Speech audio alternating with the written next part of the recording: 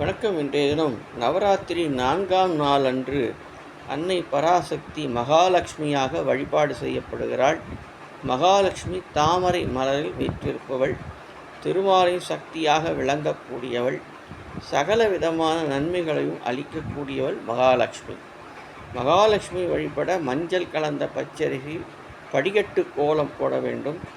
நெய் அல்லது நல்லெண்ணெய் கொண்டு 16 தீபங்களை ஏற்ற வேண்டும்.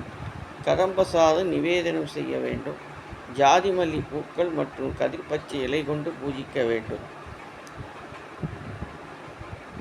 மனமிகுந்த சாமந்தி சூடி மகிழ்ந்தோம், வில்வமாலை தந்து அம்மா உன் பாதம் பணிந்தோம் என பாடி துதித்தால் வரம் தருவாள்.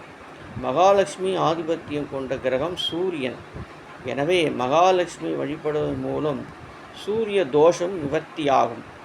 பணம் பெருகும், வாய்ப்புகள் உண்டாகி செல்வ வளம் கூடும், நீண்ட நாளாக இருக்கும் கடன் சுமைகள் தீர்ந்து நிம்மதியான வாழ்க்கை அமையும், குடும்ப ஒற்றுமை, நல்ல எதிர்காலம், வாழ்வில் செழுமையும் ஆரோக்கியம் கிடைக்கும், தொழில் மற்றும் வேலை வாய்ப்புகள் பெருகி நன்மைகள் உண்டாகும் என்பதை தெரிந்து கொண்டோம்.